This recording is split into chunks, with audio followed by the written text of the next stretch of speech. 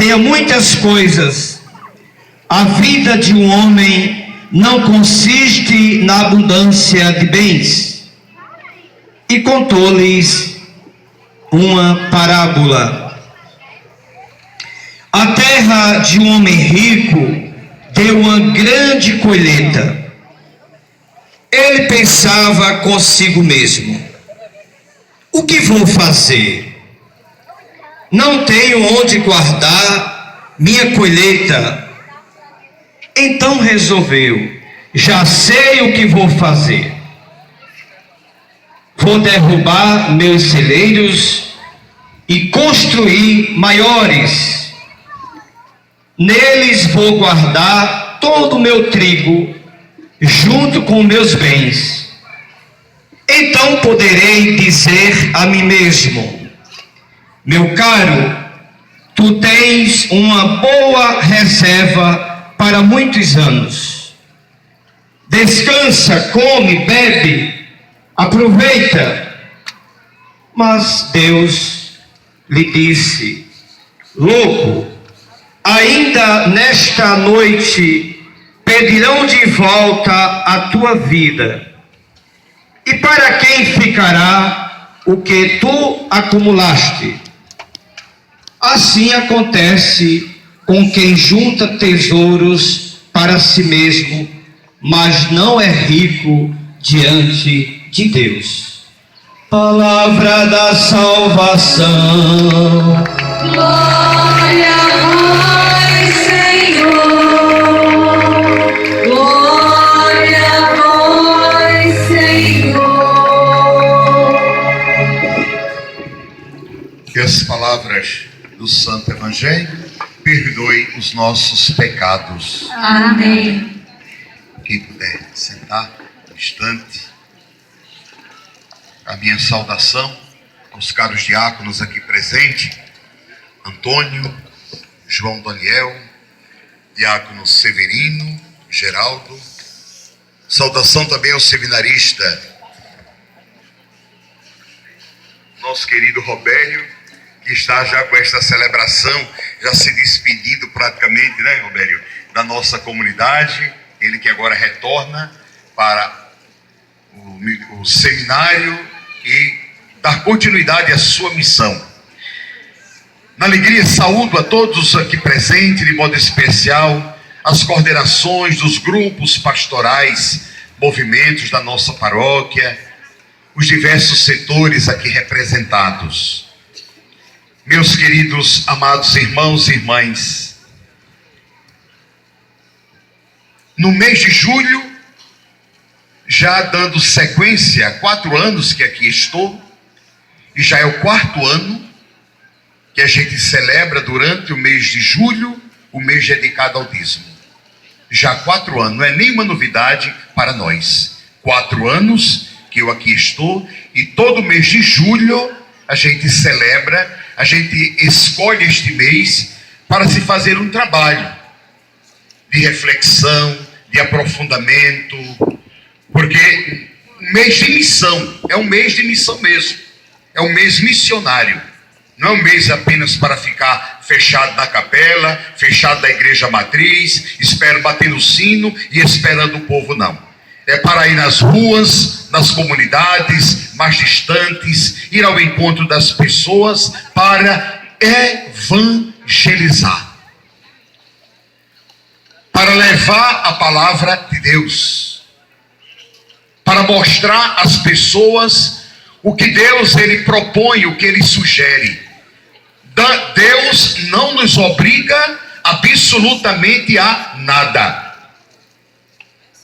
Deus não nos obriga absolutamente a nada. Ele propõe, ele sugere. E como ele é rico em misericórdia, é muito paciente. Espera que cada um, ao ouvir a sua palavra, ao escutar a sua proposta, acolhendo essa proposta no coração, possa depois ir discernindo qual é o melhor, como fazer, como acolher aquela proposta. Mas ele não nos obriga absolutamente a nada. A nada. Esta é que é a grande verdade. E é por isso que nós estamos aqui. Porque nós somos convidados cada vez mais a aprofundar, a experimentar, a abrir o nosso coração e acolher esta experiência profunda de Deus. O Deus que vem ao nosso encontro na experiência do amor, da misericórdia e da compaixão. E é na experiência do amor que nós somos convidados a experimentar esse Deus e nos perguntar: se Deus me ama, se Deus me quer bem, se Ele é paciente para comigo, se Ele cuida de tudo e de todos, se Ele se preocupa também com a minha vida,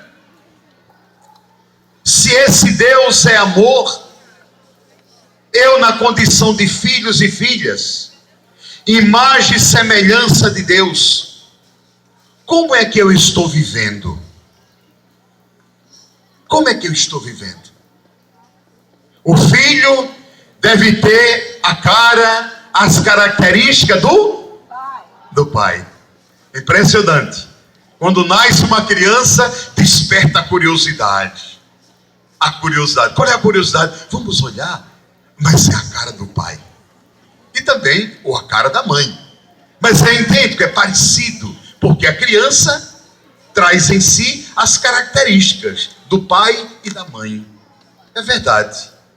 Assim também, meus irmãos, deve ser nós, que quando Deus nos fez imagem e semelhança, Ele espera que a nossa vida, que o nosso viver, seja de fato um reflexo do jeito, da maneira de ser desse Deus rico em misericórdia. Não é aparência, porque Deus não tem aparência física. Deus é espírito.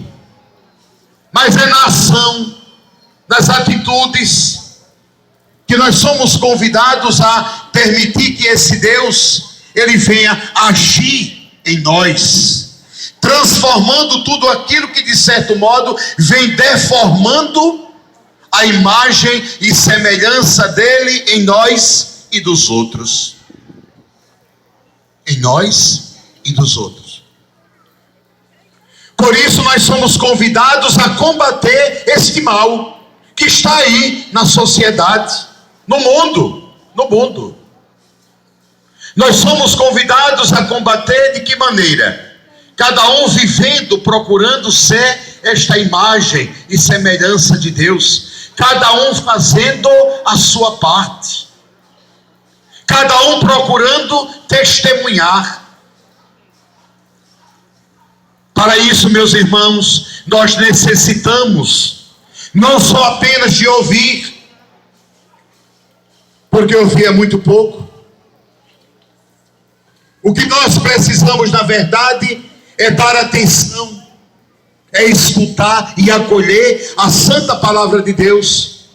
Porque somente quando acolhemos a palavra é que nós permitimos que Deus, através da sua palavra, nos questione e nos mostre a direção.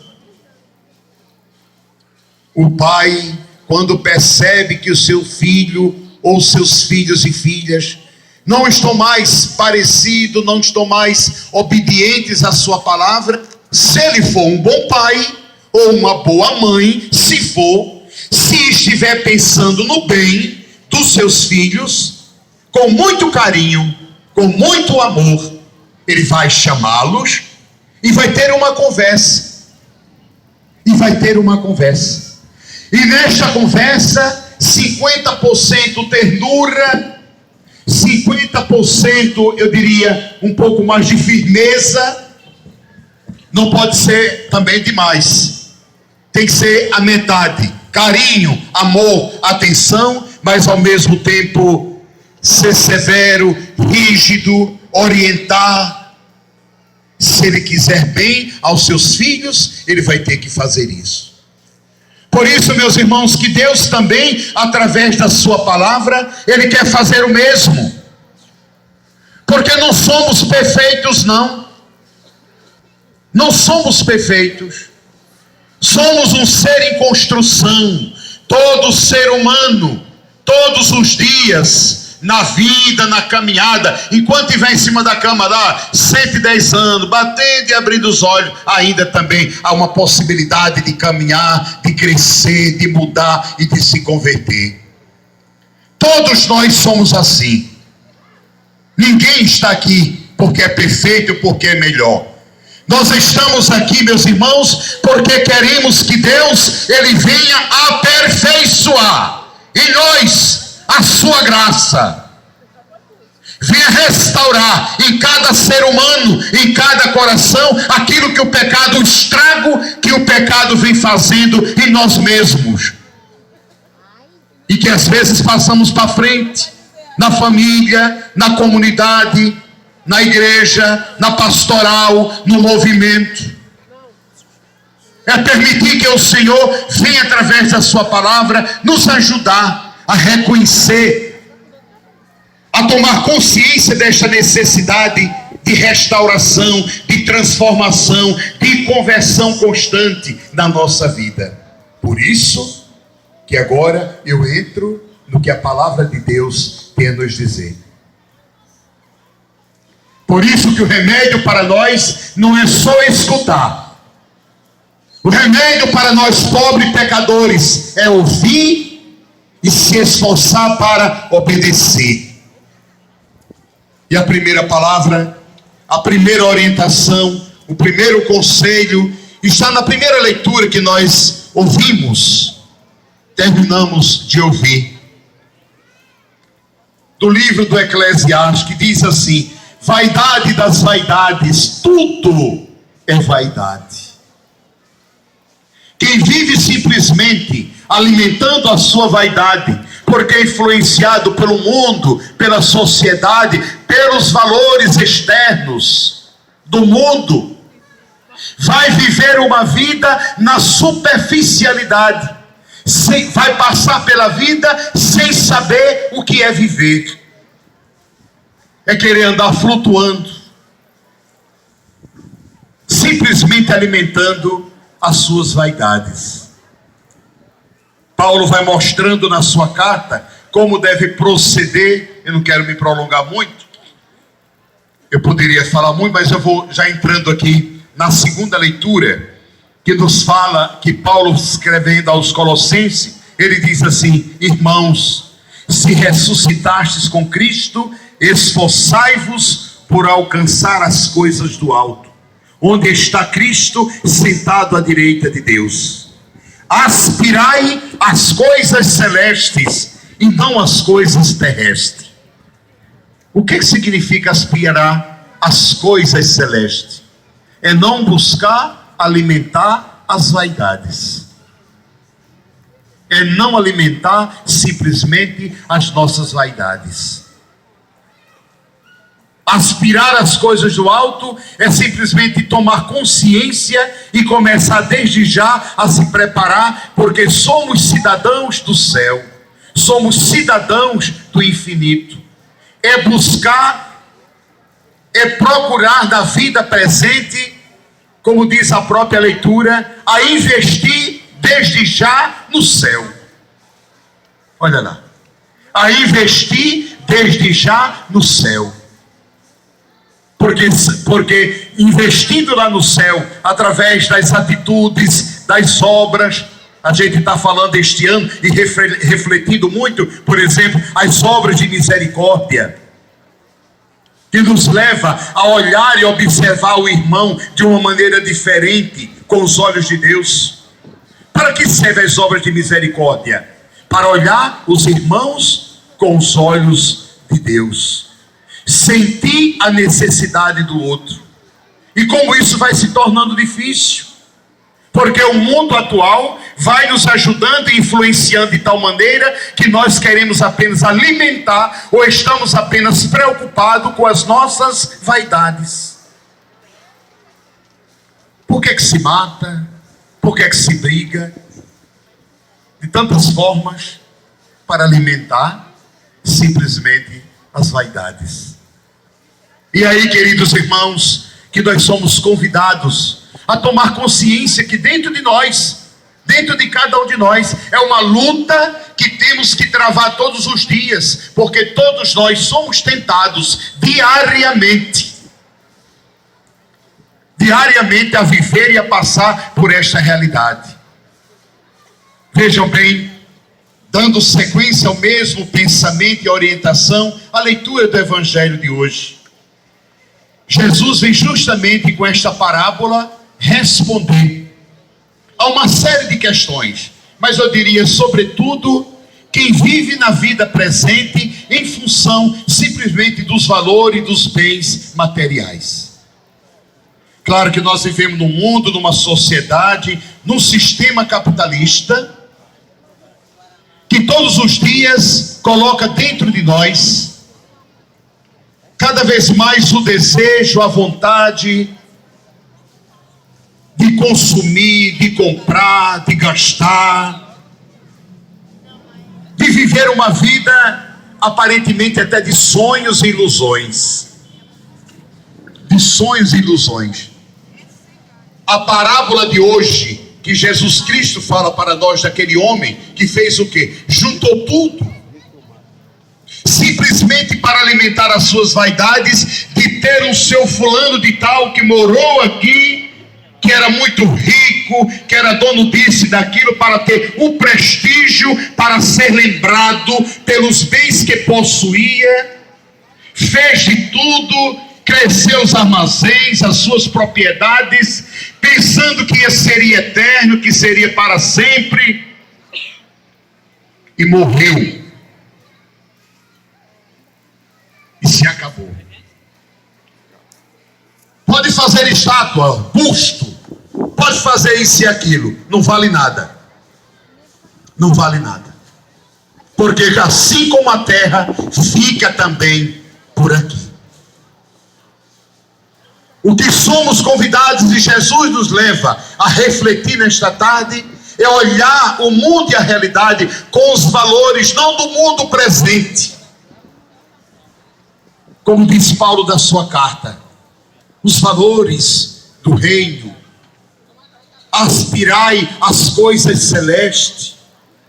A humanidade está dormindo, sendo levada e conduzida por essa influência tão grande, onde simplesmente por alimentar as vaidades e os desejos mesquinhos, o ser humano não pensa mais no outro, não pensa mais nas pessoas, na primeira oportunidade destrói tudo.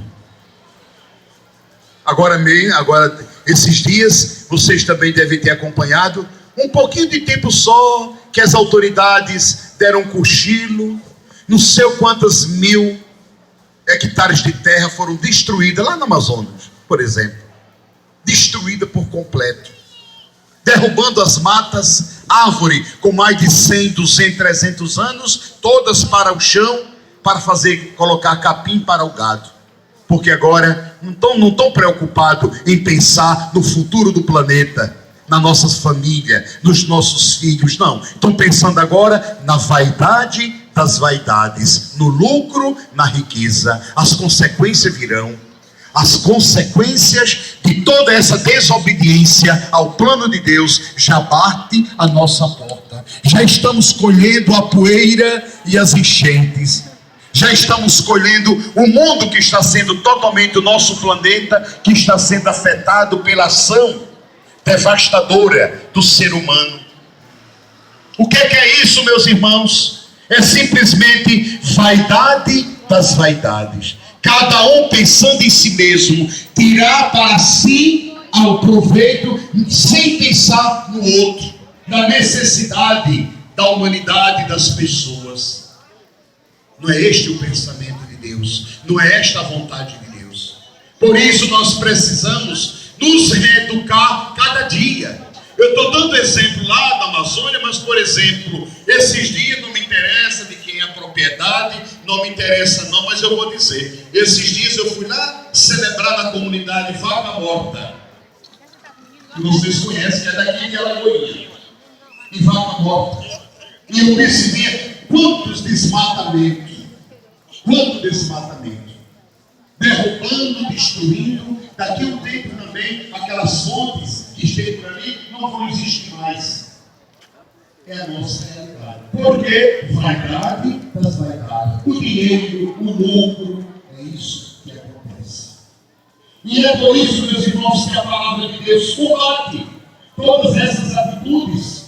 Porque não são atitudes que valorizam, que promovem a vida, não. Pelo contrário, vai diminuindo. Ao ser humano vai perdendo o seu valor. Vão nos tornando também mercadorias.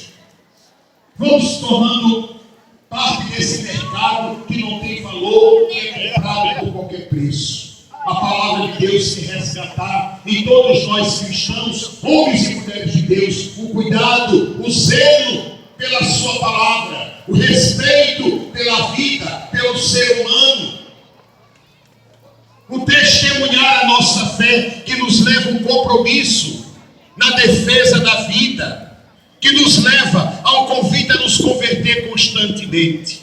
E agora, meus irmãos, para finalizar, eu gostaria de trazer, encerrando o mês do dízimo, a experiência tão simples. Veja que Deus não coloca fardos pesados em nós. Deus não exige de nós grandes sacrifícios, não. Ele simplesmente nos convida a olhar, a contemplar, a meditar a sua palavra e descobrir qual é a sua proposta, qual é o seu projeto e o seu plano de amor. Eu diria, uma maneira tão simples, que nos educa a viver no plano e no projeto de Deus, superando o homem velho, que muitas vezes continua insistindo, morando, residindo dentro de cada um de nós. A experiência do dízimo, ela vai como que quebrando por dentro o nosso egoísmo, a nossa autossuficiência, a nossa arrogância, e vai nos ajudando a abrir caminhos, É por isso, meus irmãos, que a nossa igreja não se preocupa quando se fala de dízimo com porcentagem, 10, 20, 30, não, a igreja não está preocupada com isso, não. A igreja está preocupada com o homem novo, com a mulher nova, que deve brotar no coração de cada homem e de cada mulher que começa a fazer a sua experiência. Você pode fazer uma experiência do dízimo, R$5, e você pode chegar, não sei, daqui a 1 ano, 2 anos, a uma quantia X, que o seu coração, de que a sua experiência com e em Deus possibilitou a você a experimentar e a dizer, é por amor. Simplesmente por amor, é na experiência desse Deus rico em misericórdia que eu sou capaz de deixar transparecer, porque ninguém sabe, somente você e Deus e a equipe responsável de quanto você coloca dentro do seu envelope. Porque este é o objetivo do dízimo. Para nós cristãos católicos, o dízimo não é um fim. Tenho falado isso o tempo todo. Ele é apenas um meio para nos aproximar, para possibilitar a nós a fazer uma experiência profunda de Deus, a reconhecer o que somos e o que temos, a tomar consciência da misericórdia, da bondade e do amor transbordante desse Deus por todos nós. E é aí que nós somos convidados na experiência do dízimo, com muita humildade, com muita simplicidade, mas querendo reconhecer a grandiosidade, a bondade desse Deus para com todos nós. Por isso, meus queridos irmãos, levemos o nosso coração para a nossa vida, a mensagem, a palavra de Deus. Acolhamos o convite que o Senhor nos faz, começando pelo dízimo, uma experiência de fé, de gratidão e de amor. Quem sabe se nessa experiência você não vai descobrir a importância, a grandiosidade desse Deus, que às vezes a gente passa a vida inteira sem reconhecer. Olha, e achando que a gente já faz demais. Tem gente que faz assim, olha aí, olha a nossa fraqueza. Eu já faço isso, já está bom demais. Eu já visito alguém, então eu não preciso ser dizimista, porque eu já visito as pessoas por aí. Eu não preciso mais porque eu já faço isso e aquilo na comunidade da igreja. Já estou dando o meu testemunho. Já pensou se Deus fosse fazer assim com a gente também? Mas Deus é amor, é misericórdia e é compaixão. Por isso mesmo, Ele é paciente e somente Ele é capaz de nos dar a graça de nos converter e na experiência do dízimo abraçar a sua causa, que é um homem novo, um coração aberto para amar, para servir e para viver a sua vida de profunda comunhão com o seu Deus, com o seu Senhor, na sua comunidade, na sua igreja. Louvado seja nosso Senhor Jesus Cristo. Fiquemos em pé, meus irmãos. Quando a gente escuta a Santa Palavra, Padre Silva, que a gente pede a Deus a Praça graça. Pública, blog O padre Ciências e pode ter Educação, falado meia hora, 40 editado minutos. pelo professor Rafael. Mais uma 26 palavra. minutos o padre falou. Uma frase. E Fique no no meu final, coração, a Senhor. interpretação da importância do dízimo Que para a Igreja possibilite a minha Católica. conversão. Que me ajude a ser diferente. Eu quero ser diferente. Eu não quero ser um cristão simplesmente para ter um nome. Eu não quero simplesmente alimentar as minhas vaidades. Com muita confiança, na abertura do nosso coração, diante da escuta da sua palavra, professemos a nossa fé. Creio em Deus Pai, Todo-Poderoso, Criador do céu e da terra, Em Jesus Cristo, seu único Filho, nosso Senhor, que foi concebido pelo poder do Espírito Santo, nasceu da Virgem Maria, padeceu sob Pôncio Pilatos, foi crucificado, morto e sepultado, desceu à mansão dos mortos, ressuscitou ao terceiro dia, subiu aos céus, está sentado à direita de Deus Pai, Todo-Poderoso. donde há de vir a julgar os vivos e os mortos, Creio no Espírito Santo, na Santa Igreja Católica, na na comunhão comunhão dos dos santos, santos, na remissão dos pecados. na ressurreição da carne, na vida eterna. Amém. Queridos irmãos e mães, vamos agora apresentar as nossas preces, colocando diante do Senhor nosso Deus os nossos pedidos, abrindo o nosso coração. Somos convidados a confiar feita ao Senhor, nesse Deus rico participando e da misericórdia. celebração da Santa E Missa, após hoje em cada Praça pedido, a Pública, cada dia prece, 31 de nós julho vamos de responder: 2016, Senhor, vinde em nosso Alagoinha, auxílio. Padre Vamos dizer? Silva. E quem vai fazer as preces, nós escolhemos um representante dos setores da nossa paróquia. Vamos acompanhar. Padre Silva, celebrando a missa, Santa Missa, hoje, dia 31 de julho, em Praça Pública, blog Ciências e Educação, editado pelo professor Rafael. Por toda a igreja, para que acolha sempre calorosamente os seus filhos e lhes ofereça um ambiente aconchegante, onde possam, como irmãos, manifestar uns aos outros o amor, a solidariedade e a partilha. Rezemos ao Senhor. Senhor, vinde em nosso auxílio. Setor Imaculada Conceição, por todos os nossos prisioneiros das servidores, para que sempre possam atravessar de sua fiel contribuição e da oferta generosa, manifesta a Deus a sua gratidão por todos os benefícios recebidos. Rezemos ao Senhor. Senhor, vinde em nosso auxílio.